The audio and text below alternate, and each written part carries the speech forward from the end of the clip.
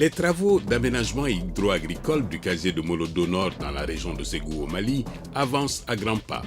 Dans ce projet, où 3900 hectares sont prévus, la BOAD, la Banque ouest-africaine de développement, a consenti un financement de 17 milliards de francs CFA. Une équipe de Wari a visité le chantier.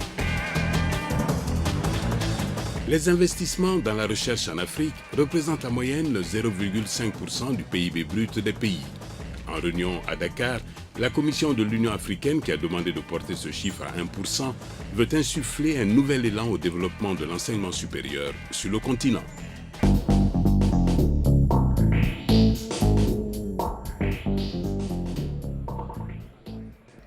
L'Égypte a signé des contrats d'un montant de 36,2 milliards de dollars durant 3 jours d'une conférence économique organisée pour attirer les capitaux étrangers et relancer son économie chancelante. Parallèlement à ces contrats, 4 pays du Golfe ont promis des investissements et une aide de 12,5 milliards de dollars lors de cette conférence organisée dans la station balnéaire de Sharm el-Sheikh sur la mer Rouge. En investissement direct, des contrats qui ont été effectivement signés s'élèvent à 36,2 milliards de dollars, soit 18,6 milliards de dollars pour la production, la construction et l'ingénierie. Les prêts des fonds et des institutions internationales avec le ministère de la Coopération internationale sont estimés à 5,2 milliards de dollars. Les autorités du Caire ont en outre formalisé un contrat avec le géant pétrolier britannique BP pour un investissement de 12 milliards de dollars dans un champ gazier, un accord rendu public début mars. De cette conférence, l'Égypte espérait obtenir au moins 12 milliards de dollars en investissements nationaux et étrangers.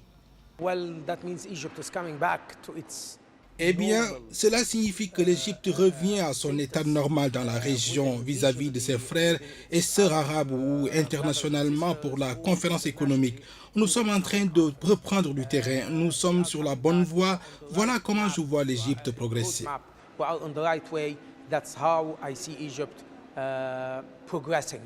Baptisé Conférence sur l'avenir de l'Égypte, cet événement était également éminemment politique et a montré les soutiens internationaux dont bénéficie le président Abdel Fattah al-Sisi.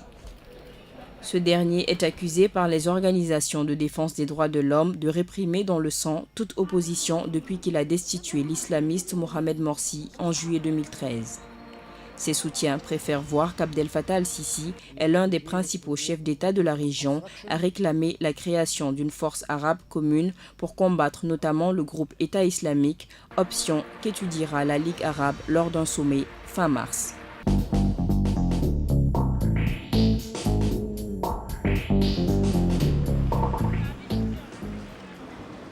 La croissance économique rapide de l'Afrique et ses efforts en faveur d'une participation effective dans l'économie mondiale de la connaissance amènent les dirigeants du continent à examiner la qualité de son enseignement supérieur. Dans cette perspective, le continent explore toutes les voies débouchant sur un enseignement supérieur de qualité. Le Sénégal a récemment accueilli un sommet sur la revitalisation de l'enseignement supérieur pour le développement de l'Afrique. Alors que nous menons depuis plus d'un demi-siècle le combat pour l'intégration africaine, le moment est venu d'œuvrer de manière plus concrète à l'édification d'un espace africain de l'enseignement supérieur et de la recherche. Nous pouvons y arriver par l'échange d'expériences, la mutualisation des moyens et la vulgarisation des meilleures pratiques. Il s'agit en somme de faire communiquer nos systèmes nationaux au-delà des barrières linguistiques et des traditions académiques. Ce sommet vise à développer une vision commune des acteurs du secteur et de contribuer à l'élaboration d'un plan d'action qui permettra de transformer l'enseignement supérieur africain durant les 50 prochaines années, soit un agenda pour l'horizon 2063. Pour la Commission de l'Union africaine, l'année 2015 semble tout à fait indiquée pour amorcer l'élan de développement de l'enseignement supérieur. None of these aspirations of Agenda 2063 will be possible. Aucun des objectifs de notre agenda 2063 ne sera atteint si nous n'investissons pas dans la population africaine, comme cela a été dit avant, parce que nos populations sont nos ressources les plus précieuses et nous en avons en abondance. C'est pourquoi ce sommet sur l'enseignement supérieur est si important et pourquoi le développement de nos ressources humaines est au cœur de notre agenda 2063. L'enseignement supérieur africain souffre de plusieurs maux. Il est confronté à une demande exponentielle, à un contenu vétuste, un déficit en infrastructures, en innovation et en financement. Mais la mauvaise gouvernance des institutions est le principal défi qui se pose à la qualité des universités africaines. Avec ce sommet, il y a d'abord l'harmonisation des programmes des universités africaines. Il y a le problème de genre, il y a les universités et la société, l'harmonisation, l'homologation des diplômes et la gouvernance de nos universités. Ces défis peuvent être relevés de manière, à mon avis, simple, mais il faut aussi considérer la durée. Donc ça commence par la bonne gouvernance, une bonne gestion de nos universités, rapprocher les universités des besoins de la population, associer le maximum possible de représentants de la société à la gestion administrative de l'université et au contrôle des universités. Ensuite, travailler à avoir une vision plus large que nationale. Le problème maintenant, c'est comment rattraper le reste du monde en termes d'identification, de développement et de gestion de ressources humaines qui sont réparties de façon égale de par le monde.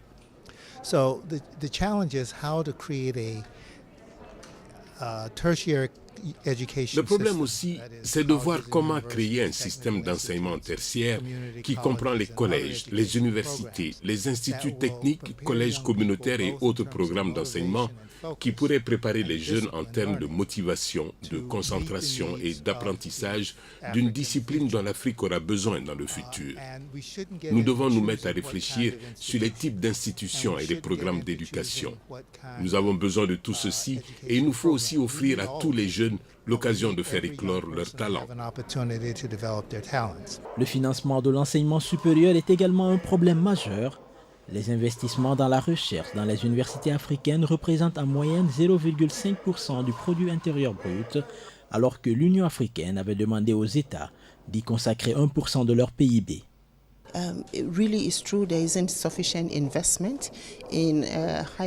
C'est vrai que les investissements faits par nos gouvernements dans l'éducation ne sont pas suffisants. Nous dépendons beaucoup de l'appui des bailleurs. En général, c'est faible.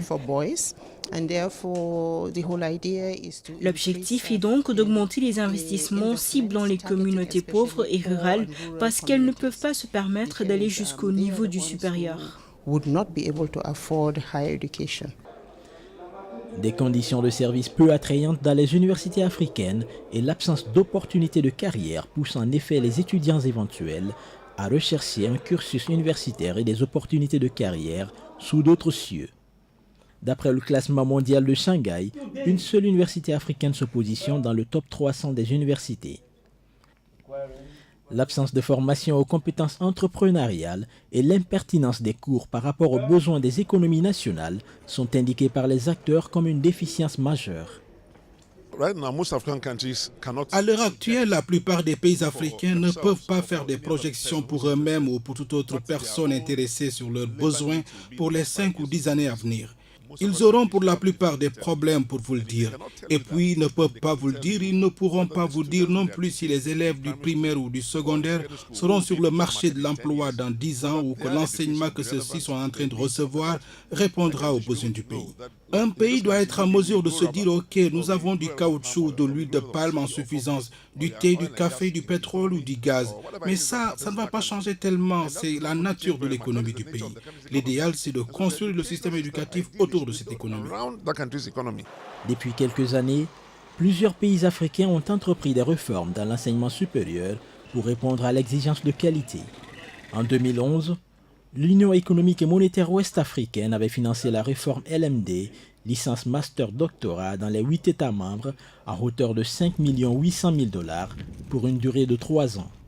Cette réforme désigne un ensemble de mesures modifiant le système d'enseignement supérieur pour l'adapter aux standards internationaux.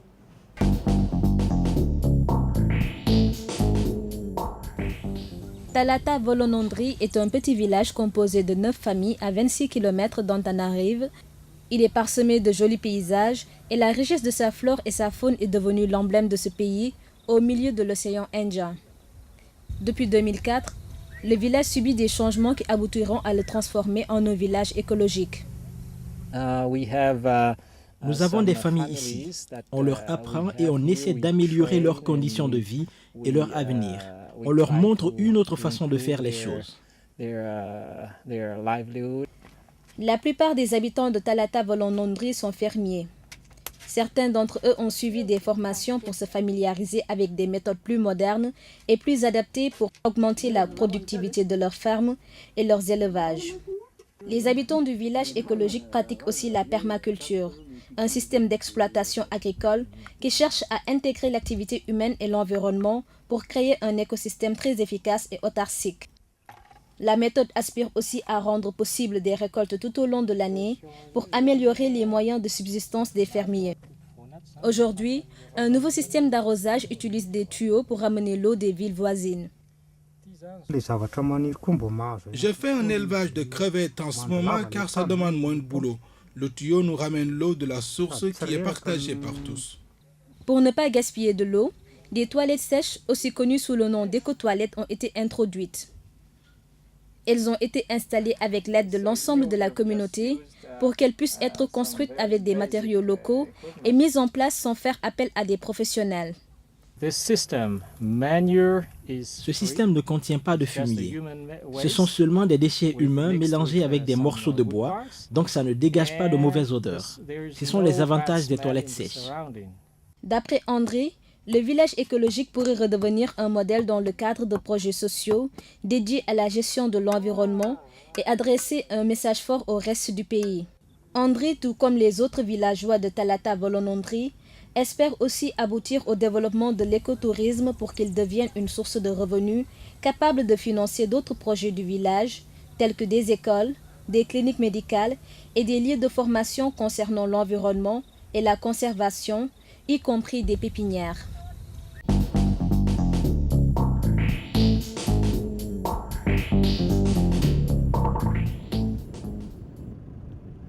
Molodo est une commune rurale du Mali. La localité est située à 350 km de Bamako. Elle fait partie du cercle de Nyono qui est au cœur de la ceinture du riz au Mali. Dans cette partie du pays, de vastes superficies sont consacrées à la riziculture et au maraîchage. Sur ce site, les engins de la compagnie chinoise la China Geoengineering Corporation continuent de creuser un canal qui acheminera l'eau afin d'irriguer ce périmètre rizicole de 2500 hectares. Nous sommes sur le site de l'aménagement de 2500 hectares. Précisément, les travaux en cours que nous assistons, c'est le terrassement du canal primaire qu'on appelle au niveau de l'office niger distributeur de Molodo Nord. La longueur totale de ce distributeur est de 13 km 500. Son débit en tête est de 5,87 m3/s. Donc, le type d'équipement sont les équipements classiques qu'on rencontre dans les aménagements hydro-agricoles. La prise d'eau est en vanne à vis, calibre 90-170. Les vannes à vis, c'est des prises en même temps de régulateurs du plan d'eau automatique qui demandent moins d'intervention humaine, quoi. Bon, maintenant, après les régulations, on a sur le pont, le distributeur de Molodo Nord, des ouvrages de franchissement des ponts. Les travaux qui sont en cours sur ce site s'inscrivent dans le cadre du projet d'aménagement hydro-agricole du casier de Molodo Nord. Un projet du gouvernement malien qui consiste à aménager environ 3900 hectares, dont 1500 hectares dans le cadre de la première phase du projet, 1000 hectares pour l'extension de la phase 1 et la réhabilitation de 1400 hectares. Le coût initial du projet est de 20 milliards de francs CFA, dont 17 milliards apportés par la BOAD, la Banque ouest-africaine de développement. Avant de commencer les aménagements, nous avons réalisé les infrastructures sociales qui sont les suivantes. Ces deux écoles, un CESCOM une piste rurale, un couloir de passage des animaux, 5 magasins et 16 fourrages. Bon, maintenant, sur le terrain, par rapport aux aménagements proprement dits, qui est en train d'exécuter par l'entreprise chinoise CGC, le contrôle assuré par le bureau d'études SIRA, nous sommes à 28% d'exécution physique, 35% de temps consommé. D'une manière générale, c'est pour augmenter la production nationale, lutter contre la pauvreté et en même temps augmenter le revenu de la population sur place. Il faut que la population du projet change de mode de vie et qu'on sente que ceux-ci ont bénéficié du projet. Ce projet a été financé par la Banque ouest-africaine en 2 phases. Une première phase où nous avons mis en place 8 milliards de francs CFA pour exécuter la première tranche et une seconde tranche où nous avons mis en place 9 milliards de francs CFA pour boucler le programme. Mais il s'est avéré qu'aujourd'hui, à l'issue des appels d'offres, nous avons un dépassement sur le coût global du projet d'environ 7 milliards que nous sommes en train de nous organiser pour boucler le financement au sein de la Banque ouest-africaine de développement. Avec ces aménagements nouveaux, nous voulons booster le rendement à l'hectare à 7 tonnes à l'hectare, sinon plus. Et nous sommes en train de prendre toutes les dispositions à cet effet pour mettre à la disposition des paysans tous les paquets techniques nécessaires pour réussir ce programme-là. Si je parle de paquets techniques, je parle de l'appui en produits de fertilisation, je veux dire les engrais. Je parle de l'appui à l'accompagnement des paysans pour faire en sorte que les superficies qui vont être mises à leur disposition pour que ces superficies soient bien gérées en termes d'apport en eau, en termes d'apport en engrais, fertilisants et en termes d'apport en fertilisants pour les permettre vraiment d'avoir ces rendements-là. D'ici à juin 2016, l'entreprise chinoise devra livrer la première partie du projet à l'État malien. En attendant de prendre possession de ces terres, les bénéficiaires membres des différents villages concernés par ce projet s'organisent. Entre visites de terrain et concertation, les représentants ne cachent pas leur satisfaction. On a su que le nouveau travail qui a commencé dans la zone du Molodo Nord, ça a une très grande importance. Il y a eu des forages, il y a eu des ponts. Mais ce que nous attendons maintenant, ça c'est l'aménagement même des terres à cultiver. Et nous aimerons que le moment que tout cela sera fini, la distribution, nous voulons que ça soit dans une grande transparence. Nous voulons d'abord que les gens qui sont sur place, seront les premiers servis avant que d'autres personnes ne viennent. Au village d'Amadi Amaïwere, les nouvelles maisons construites par le projet afin de reloger les populations qui vivaient sur l'emprise du projet ont fini de remplacer les vieilles paillotes qui leur servaient jusque-là d'habitation. En dehors de ces maisons, la localité a également bénéficié d'un forage et d'un magasin de stockage de récoltes. Pour le chef de village qui suit de près depuis le début le déroulement du projet, une autre vie commence pour les habitants de sa localité. Nous avons bénéficié de beaucoup de réalisations du projet. Nous avons eu un magasin de stockage de récoltes, un forage qui nous a permis d'avoir de l'eau potable. Avant, il fallait trouver de l'eau dans le canal ou faire 10 km pour en trouver. Nous avons aussi bénéficié de maisons neuves qui sont vraiment confortables par rapport à nos paillotes. Les forages, les magasins de stockage de récoltes, les centres de santé communautaires et les écoles sont entre autres les réalisations qui ont été effectuées au profit des populations.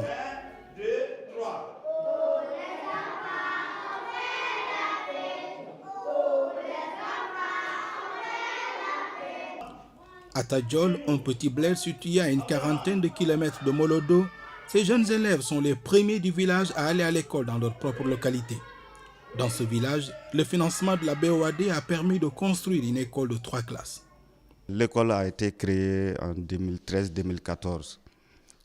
L'ouverture, on a ouvert cette classe cette année même, le 1er octobre 2014.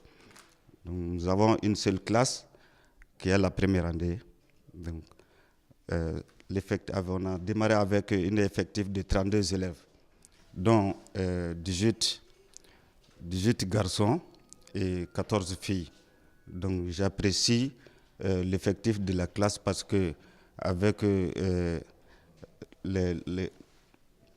l'équilibre presque équilibré entre filles et garçons, donc le genre est un peu respecté. Je tiens à les remercier beaucoup et encore la BOAD qui a financé ce projet-là. Le projet hydro-agricole du casier nord de Molodo permettra à l'Office du Niger de poursuivre les actions entreprises par le gouvernement malien afin d'assurer l'autosuffisance alimentaire. Grâce aux énormes potentialités en termes d'irrigation dont dispose le barrage de Markala, le Mali détient entre ses mains les moyens d'assurer sa souveraineté alimentaire, voire de devenir un exportateur net de produits céréaliers. L'Office du Niger a commencé sa coopération avec la BOAD depuis les années 1997 dans un programme d'aménagement de 1230 hectares au niveau de Kemassina. Aujourd'hui, au niveau de Massina, les paysans produisent près de 6 tonnes 5 à l'hectare. Tous ceux qui étaient partis en exode sont revenus. Et il y a eu la création d'emplois. Aujourd'hui, il y a la production risicole, la production maraîchère, la production de maïs et de pommes de terre. Après cette phase, disons, de Molodo, de Kemassina, nous sommes partis au niveau de Bevani, dans le casier de Bevani, bloc D. Et là également, nous avons aménagé près de 2200 hectares, 2207 hectares. Au niveau de ce projet de Molodo, qui porte sur 1400 hectares de réhabilitation et 2500 hectares d'aménagement nouveau. Il y a près de 15 000 personnes qui seront dans l'impact, disons, de ce projet. Et il est prévu une production de paddy de 9 300 tonnes et une production maraîchère de près de 5 700 tonnes. Le projet financé par la BOAD dans le casier de Molodo s'exécute à la satisfaction de la banque. Comme vous avez pu le constater sur le terrain, les terres sont aménagées, des infrastructures sociales sont construites, je parlais des écoles, des forages. Comme vous savez, sur ce projet, la BOAD est engagée pour 8 milliards sur la phase 1 et 9,6 milliards sur la phase 2. Donc c'est un projet d'importance majeure dans notre portefeuille que nous suivons de très près. Le secteur agricole constitue la principale activité de plus de 80% de la population du Mali. Et les interventions de la BOAD dans ce secteur sont tout à fait majeures. Je m'explique. Comme vous avez pu le voir sur le terrain, nous avons 5 projets. En plus de ces projets que je peux qualifier d'intervention directe, la BOAD soutient le secteur agricole à travers la mise à disposition de lignes en faveur d'institutions qui interviennent sur le terrain. Je donnais comme exemple le CAFO Guinée qui a bénéficié de 2 lignes. La première d'un montant de 1,5 milliard et la seconde de 3,5 milliards. Molodo est un exemple des interventions de la BOAD dans le domaine de l'Office du Niger. La banque régionale, très active dans le financement de l'agriculture dans la région, est déjà présente dans l'Office du Niger à travers d'autres concours financiers. Il faudra rappeler qu'en 2008, avec l'insécurité alimentaire que la zone a connue, les États, en l'occurrence le Conseil des ministres de l'Union, a mis à la disposition de la Banque ouest africaine de développement 100 milliards de francs CFA pour aider effectivement à booster la production agricole. Et dans ces 100 milliards de francs CFA, nous avons eu, nous BOAD, l'appui de l'Agence française de développement qui nous a accompagnés par un montant d'environ 100 millions d'euros. Et l'ensemble de ces financements, quand même groupés, ont permis à la banque d'intervenir sur un certain nombre de grands projets qui ne sont pas cachés dans la région. Je vais parler du barrage de Kandadi au Niger, du barrage de Taoussa au Mali, des périmètres hydro-agricoles au niveau de la Saïd, je veux dire à Matam, pour la production agricole, et ainsi qu'à l'Office du Niger pour booster les productions. Et au Bénin aussi, nous avons intervenu dans la production agricole et les pistes agricoles. Au Burkina Faso, nous avons intervenu au niveau de certains périmètres agricoles au niveau de ce pays. En Côte d'Ivoire aussi, nous avons intervenu dans le cadre du projet d'aménagement de Sango-Paris pour construire des barrages et faire des aménagements hydro-agricoles. Donc dans tous les pays de la sous-région, ces 200 milliards de francs CFA ont servi vraiment à booster la production et dont l'impact devrait se voir très prochainement dans les productions faites en 2015 et en 2017. L'aménagement hydro-agricole du casier de Molodo Nord marquera une nouvelle étape dans les relations entre la BOAD et le Mali. S'il vient couronner plusieurs années de coopération fructueuse entre les deux parties, il ouvre de nouvelles perspectives prometteuses pour le Mali qui veut devenir le grenier de l'Afrique de l'Ouest.